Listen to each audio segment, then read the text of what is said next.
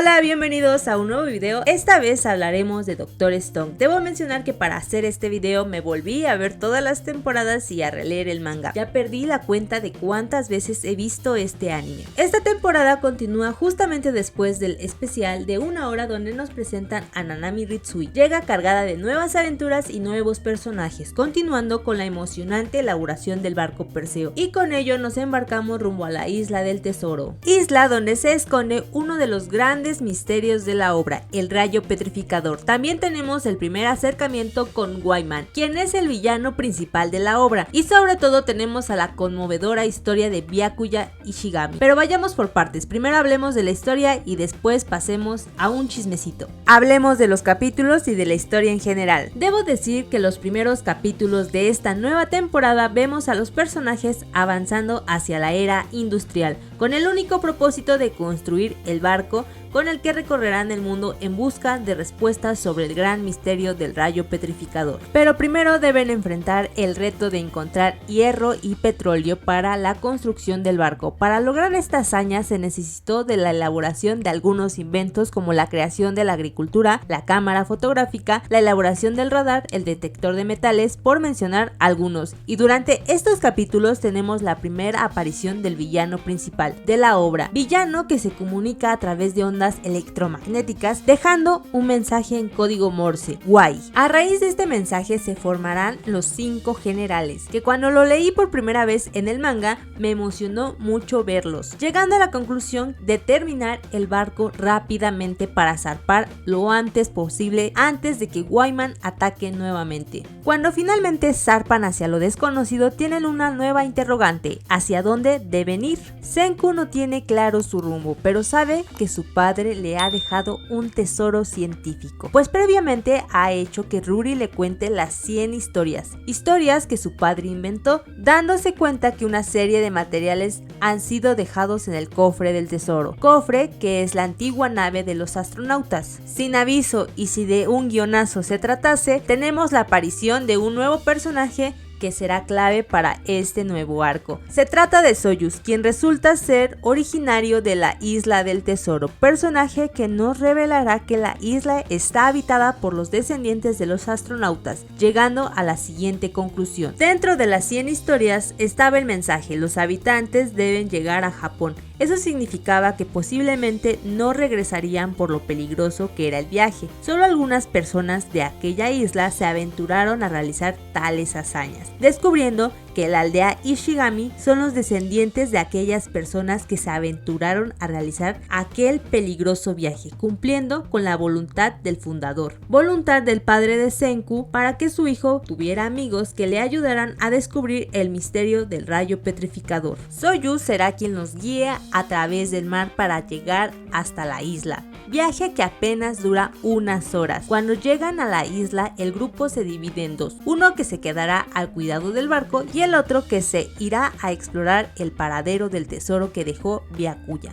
Pero sin aviso, el grupo que se queda en el barco es nuevamente alcanzado por el rayo petrificador, convirtiendo a toda la tripulación en piedra, solo salvándose Senku, Gen, Kohaku y Soyuz. Después descubrimos que Suika y Hinro lograron salvarse, teniendo la difícil misión de sacar el laboratorio móvil del barco que ha sido tomado por el enemigo. También se nos presentan nuevos personajes como Kirisame, Mozu y al temible Ibara, quien controla la isla, descubriendo que el reino científico debe enfrentarse al reino petrificador. Y para derrotar a este terrible enemigo, Senku deberá hacer una alianza con los habitantes de aquella isla, logrando hacerla con una chica llamada Amaryllis. Con ella integrada nuevamente, el pequeño grupo de Senku se dividirá en dos, donde Kohaku, Hinro y Amaryllis se infiltrarán en el reino del enemigo con el propósito de encontrar el tesoro dejado por Byakuya. Tras una serie de acontecimientos, Kohaku será capaz de encontrar los restos de la nave de los astronautas y con ello el tesoro que tanto habían estado esperando. Al principio, Kohaku se extraña de que se trate solo de arena dorada, pero reconoce que Senku ha sido capaz de convertir la arena en cosas sorprendentes. Procede a tomar aquella arena dorada y se la hace llegar a Senku. Tan pronto Senku tiene aquella arena en sus manos, se percata que aquel material se trata de oro, y junto a ella viene uno de los minerales más raros del planeta, el platino.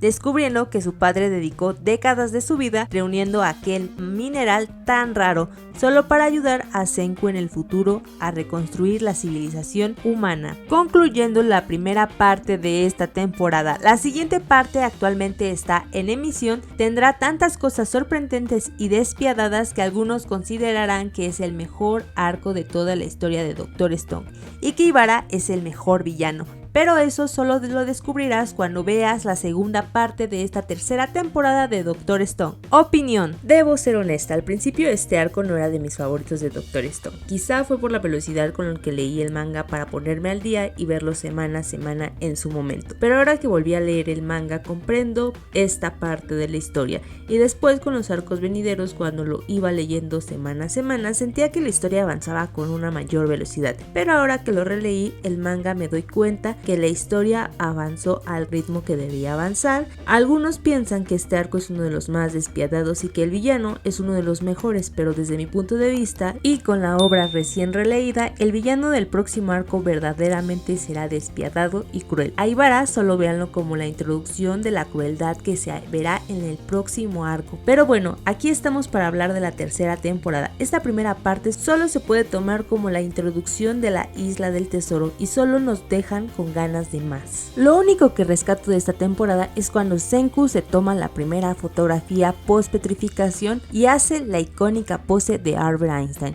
Recuerdo que cuando este panel lo leí por primera vez en el manga me emocioné tanto. Después de aquella fotografía, Dr. Stone se convirtió en mi anime y manga favorito. Anime que puedo ver una y otra vez sin cansarme de él. Lo siguiente que destaco es la primera aparición de Whiteman. Su aparición se me hizo tan terrorífica, sobre todo cuando animan la estática de la voz diciendo "Why". Siento que con la intensidad del dibujo del manga combinada con aquella voz, simplemente es una escena de lo más terrorífica. Y la última parte que destaco es la historia de Byakuya. En algunos de mis primeros videos ya había mencionado que Byakuya es mi personaje favorito de esta historia, porque es un padre que hizo hasta lo imposible por su hijo, aunque no es su hijo biológico, y murió creyendo en él. Siempre se me hace un nudo en la garganta ver que Senku recuerda a su padre, pues aunque no lo quiera hacer notar, a él realmente le pesa mucho la muerte de su padre y siempre estará eternamente agradecido por todo lo que dejó Byakuya para descifrar el misterio del rayo petrificador. Tan solo recuerdo cuando visitó la tumba de Byakuya y llora por primera vez su pérdida. Cuando escucha nuevamente su voz, se nota sorprendido y desde mi punto de vista se conmueve, pero está tan centrado en la guerra de su casa que deja de lado sus emociones. Y nuevamente en la Isla del Tesoro vemos a Senku conmovido por el sacrificio que hizo su padre durante décadas para reunir platino, y el último pensamiento de Byakuya